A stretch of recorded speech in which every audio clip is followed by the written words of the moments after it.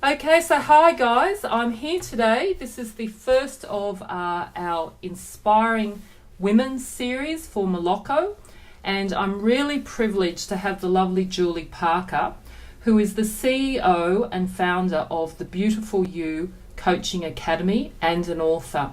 Welcome, Julie. Thanks so much for having me, Kathy. I'm really excited to be with you. Thank you. It's an absolute pleasure. I first came across you, I think it was a few months ago now, or when was that, Julie, that you actually had your awards program down in Melbourne? It was in March, so a few months ago now. Oh my goodness, where does the time go? So I had the privilege, I didn't actually get to speak to you, but I was down there celebrating with one of my friends who's also one of your gorgeous coaches, Giaca Canova. And I was just blown away by the beautiful community that you've created in a very short space of time, a beautiful heart centered community. So, Julie, could you tell us a little bit about, how did you first discover that you knew that you wanted to be a life coach? Well, it's many years ago now. In fact, it's coming into being 16, 17 years. So I was very much one of the early adopters of coaching because it's really only an industry that's about 20 odd years old. So while I wasn't quite at the forefront, I was certainly in there in the early stages. And I came into it after having been a counsellor that specialised in working with young people and families for almost 10 years. And I loved that work, but started to crave wanting to work with people in a different way. And I think in a more inspiring way where I could really just walk side by side with them and help them do things such as find a more fulfilling career or improve their relationships or even their relationship to themselves. And that's what I found in coaching. And I absolutely loved it right from the start and was very blessed to build up a successful coaching business. Initially, starting with just life coaching, and then eventually I moved into doing business coaching, specifically with other coaches who were coming to me and saying, Julie, you're a published author, you get invited to speak places, you have a waiting list. What's the juju? What are you doing that I might get to rub off on me in some way and help me with my own coaching practice and business? And I absolutely loved working with them. And that eventually morphed into starting my own training school with the Beautiful You Coaching Academy about 3.5 years ago now. And it's been such a joyous and amazing ride. And we now train people from all over the world to become life coaches, and I absolutely love it. And I can hear it in your voice, because that's the thing that I find fascinating. I know with myself, I had my first life coach when there was no coaches around, and that was like 15 or maybe even 20 years ago. And Yeah. I just remember, and everybody thought I was really weird. Like, what do you do with a coach? What's a life coach? And now it's just such it's like everyone has one, right? And I mean, on that note, what's your views, Julie, as to why do we see that it seems to be such a huge growth industry at the moment? Everyone seems to have a coach. Hmm.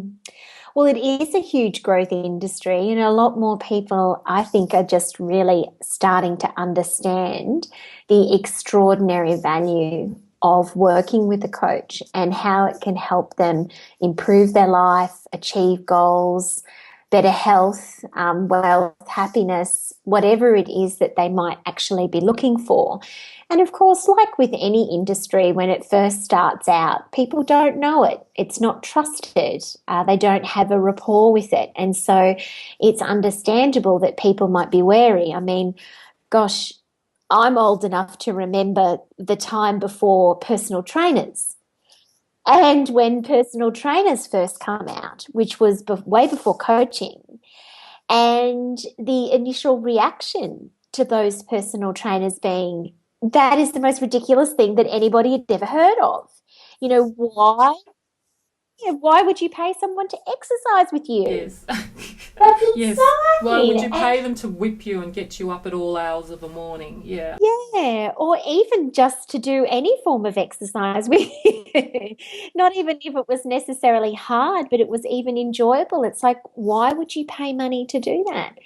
And of course, now personal trainers are very accepted and very much a part of the fabric of our health and wellness industry.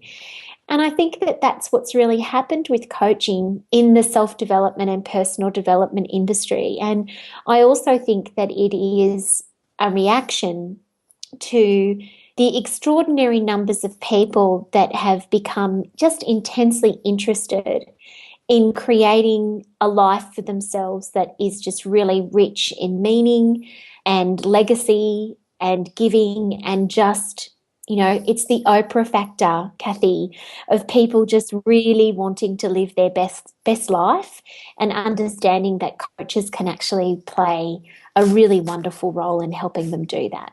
Yeah, it's definitely that's music to my ears. Everything you're saying there, because as I said, I've had coaches all my life, and I've always been an early adopter. It was funny because I'm sure you're a lot younger than me, Julie, but I even remember back to the days of desktop publishing, and everybody saying, "What? You're joking? We're going to create our own artwork on our own computers," and but I strongly believe everything that you've said. But I also think that my take on it is I see a lot of unhappiness in the world, and I see that that's born out of people not feeling connected and satisfied with their lives, and so I feel that a lot of people are seeking, as you said, improvement to be their best. And I think that's definitely, born this whole new breed of coaches, which is amazing and wonderful. And I love the way that, you're actually training the coaches. Yeah, well, I love it too. And I think that we are meeting a real need on two levels. And the first one is very much for the growing numbers of people that are interested in working with a coach, but also the growing numbers of people who are actually interested in starting a business as a coach as well. Yes, no, it's all brilliant.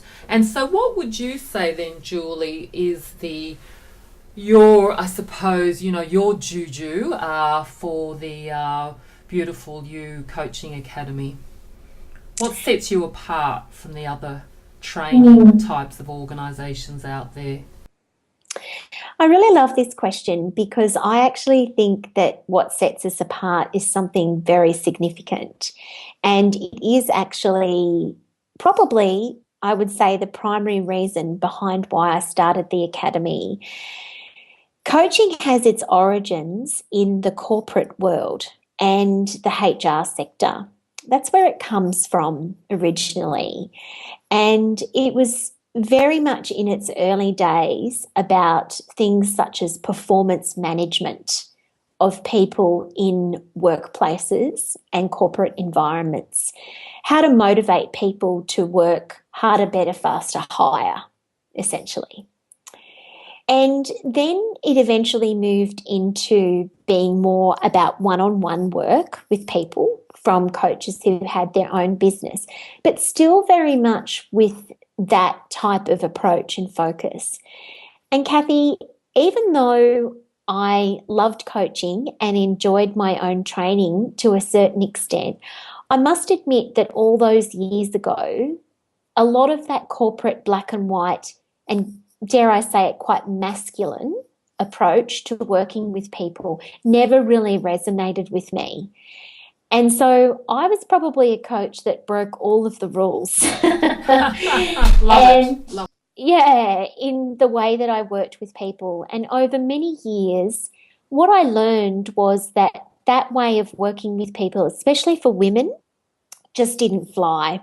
And so what happened over many years was I really developed a way of working that was all of those things, heart-centered, nurturing, and really had a focus on helping clients to uncover through their goals how it was that they wanted to feel every day, how they wanted to show up in the world, how they wanted to be the very best person they could be while doing things such as improving their health or finding a new career, whatever had meaning for them.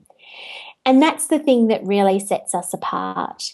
You know, we teach our coaches to set very heart-centered, feeling-based goals with their clients and help them to see beyond things such as just losing weight or finding a hot husband or earning more money, and to really understand that for them to have a beautiful self-actualizing coaching experience, it is about so much more than those things.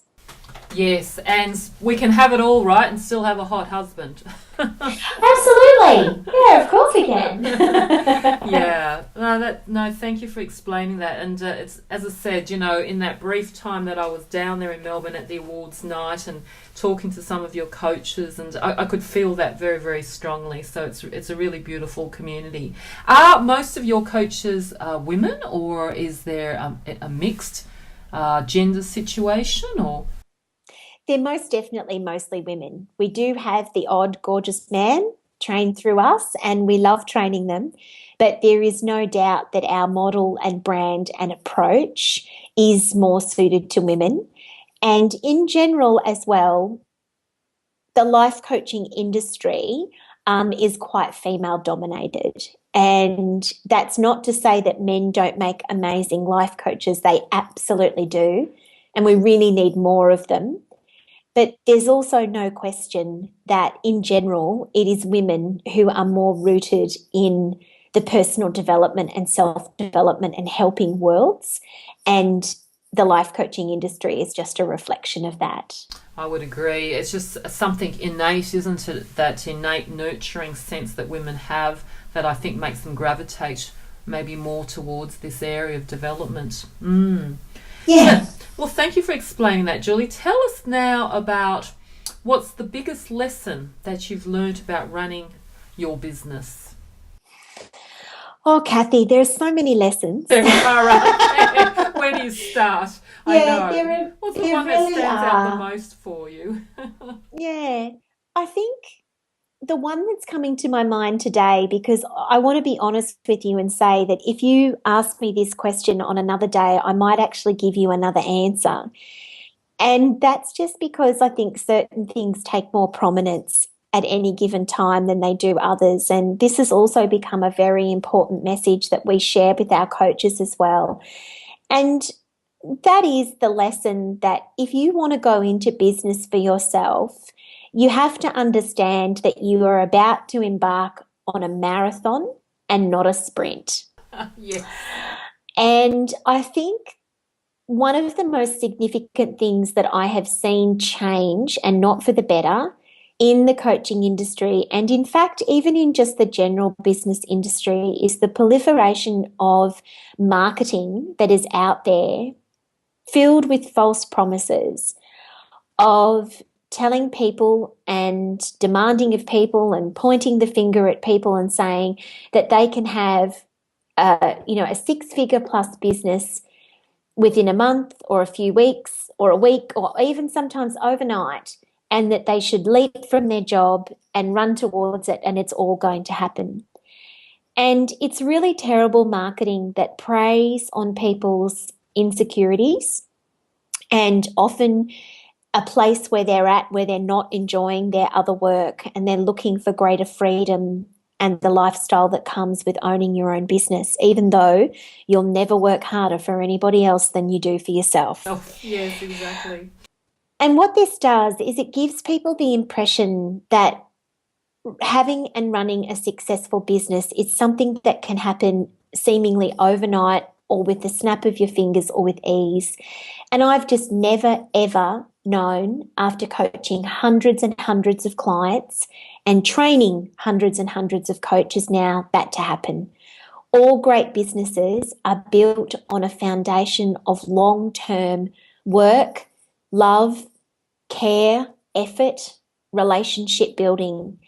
And those things take time. And I just really wish that people would not be sad or frustrated or angry about that, but in fact embrace it and understand that whenever we embark on a marathon of any kind, that it's about as cliche as it sounds, the journey along the way and the lessons that we learn, the mistakes we make, the growth, the dips, the troughs, the joys, the tears, the triumphs, and everything along the way that builds up into wherever it is that we are at the present moment. And so for me, that has just been one of the biggest lessons, and at times frustrations, but also joys as well, is that it's a marathon, it's not a sprint. I love that. If you could see my face, I've got this biggest grin on my face and I've been nodding, furiously because I totally get that. And as you said, it's all about being present to everything that's going on in that moment, isn't it? Because there is so much attention put on that end goal all the time, and if you don't open your eyes and live all these other parts of that, you're missing out. You really are. So yeah, beautifully put. I really love the way you said about embrace and understand that marathon, So Julie, then what's been the biggest source of inspiration for you? Oh, look, most definitely for me, particularly now, it's actually our trainees and graduate coaches. I tell them this all the time, and I really genuinely mean it, and that is that they are my greatest teachers, because anyone that is doing anything in a business, whether you have a physical product, you own a physical street shop, or you run an online business, whether it be service or product orientated, your greatest source of learning and growth has to come from your customers and clients. They are the ones that are out there using your products or using your services or learning from your teachings every day and trying to apply those things to help them live a happier and more meaningful life, whether it be a hairbrush or a pair of shoes or a training course or a coach of some kind or graphic designer. It doesn't really matter. But so often when people provide us with feedback, especially if it's maybe not feedback that we were prepared for, or it's not necessarily always positive, we can come up with excuses and turn away from that, thinking that we know best. And of course, nobody wants to hear criticism, and nobody wants to have anybody critique them in a way that's terribly unfair and not justified. And I think we've all probably been there and recognised that that was somebody else deflecting.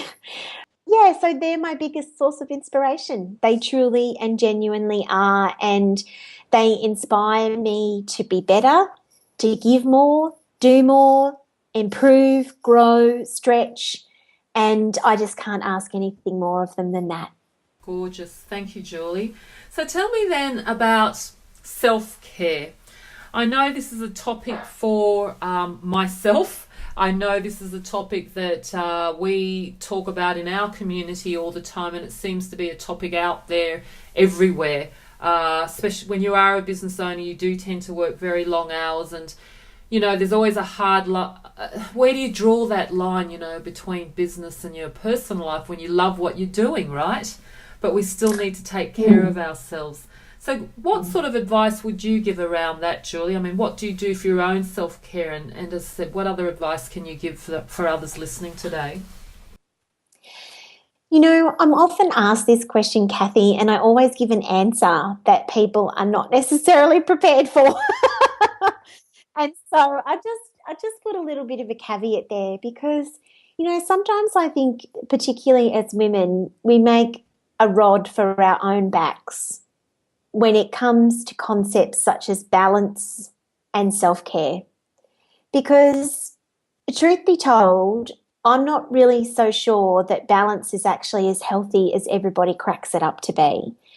And that sometimes the pursuit of balance makes us unhealthier and more concerned about trying to achieve it than if we just lent in to wherever it is that we needed to go and flow in our life. And when you own your own business, I think that what can happen is that you can fall into a trap of thinking that if you're doing something such as working on a Saturday afternoon, or you may be answering an email to leave in your draft inbox for tomorrow morning at 8 o'clock at night, that somehow or another means that you're out of control or out of balance or working too hard. And of course, only every individual person knows that about themselves. But I think we've got to give ourselves a break as business owners and entrepreneurs and understand that when you own your own business, there is no such thing as 9 to 5. And that is actually one of the great privileges of this work. You know, we're talking to one another in the early to mid-afternoon. And after I finish with you today, I'm not doing any more work. And tomorrow, I'm not doing any work at all because I have some personal commitments on a Friday that I want and need to attend to, that my business allows me to do that. What that likely is going to mean is that sometime over the weekend, I'm going to be working. And I have come to a real peace and resolution with myself about that. And I encourage other business owners to do it as well. And I think one of the greatest things that we can do for our own self-care as entrepreneurs is to really understand our own rhythms and bodies and minds and hearts and flow and what works best for us. So I know, for example, if I have to speak with clients or do anything really significant, I'm very much a morning person. And so my preference is to speak with somebody at 6 o'clock in the morning than it would be to speak to them at 6 o'clock at night. And some people might look at that and go, but that's crazy. You're having to get up so early. But that may mean on that day I finish at 2 o'clock. For someone else, speaking with someone at 6 o'clock might work really perfectly for them. I just think we need to throw out the rules. And I think we need to just experiment and play and find what works best for each of us and not have to be dictated to by a balance or self-care, you know, sort of paradigm that says, well, you must eat this and you must, you know, get this amount of exercise and you must not work any more than this and you must, you know, I think what that does is it creates constrictions for people to not be in their flow and find out what works for them. Beautiful. And it also creates stress and anxiety too, doesn't it? When you have to live up to other people's expectations or society's expectations. Yeah, I totally agree. It's all about listening to what you need and giving yourself what you need. Yeah. Well, I've just got one more question here for you, Julie. At Moloko actually means dream crazy. And, you know, my dream crazy is to inspire others to look for what that is in them. You know, what is it that lights them up? What is it that makes them get out of bed in the morning with that real, you know, zing? So tell me, so it's all about big, fat, hairy, audacious dreams. So do you have a big dream crazy? Oh my goodness. Do you know what? It might come as a bit of a surprise to you, but I actually don't. So maybe you've achieved your dream crazy. Well, do you know what? I actually think that, Kathy, you could be right there. You know, when I started the Academy, often people say to me, did you plan for this to happen? You know, did you plan to be running this global training company and all of these sorts of things? And I actually did not. I started it because it felt like a real heart and passion project. And I had lots of fears and concerns about it, but felt like it was where I was being pulled. It was where my crazy dream was taking me. And I actually genuinely feel as though I am living and being in that right now. And that's not to say that I don't have future ambitions or that I'm resting on my laurels or doing any of those sorts of things. Not at all. I'm always going to be a type A achiever. I don't think that's ever going to change. It's part of who I am.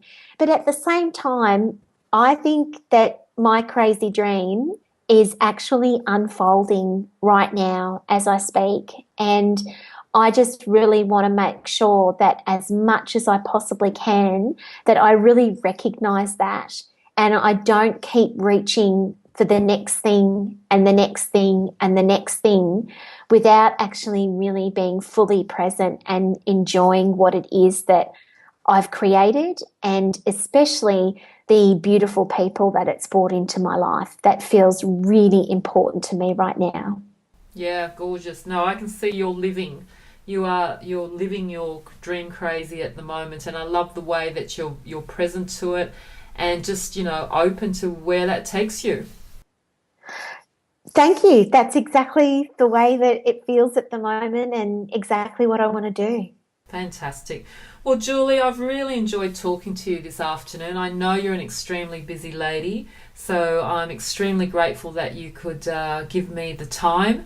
And I know that our listeners are going to, would have really enjoyed this call. So, yes, so thank you, thank you, thank you. And I hope that we may connect again, maybe down at the next awards. And how can people find you, Julie, if they would like to have some more information about the Academy? Of course, you can find us at beautifulyoucoachingacademy.com. That's where we live. Wonderful. Okay, Julie. Well, look, thank you so much, and go and have the afternoon off, as you've said, and then a nice day off tomorrow. And we have a long weekend up here. I don't know if you have that in Melbourne. No, we don't. We don't. Oh, you don't have that. Oh, no, actually, we do on Queen's Monday. birthday. Yes, we do. Yeah, So yeah. you go about to have 4 days. So, yeah, that feels even nicer now. I didn't even realise. A nice surprise. So you can have a Yeah. really extended long weekend. Terrific. All right, Julie. Well, thank you so much for that. And I will be in touch as to when this is all going to go live. But thank you.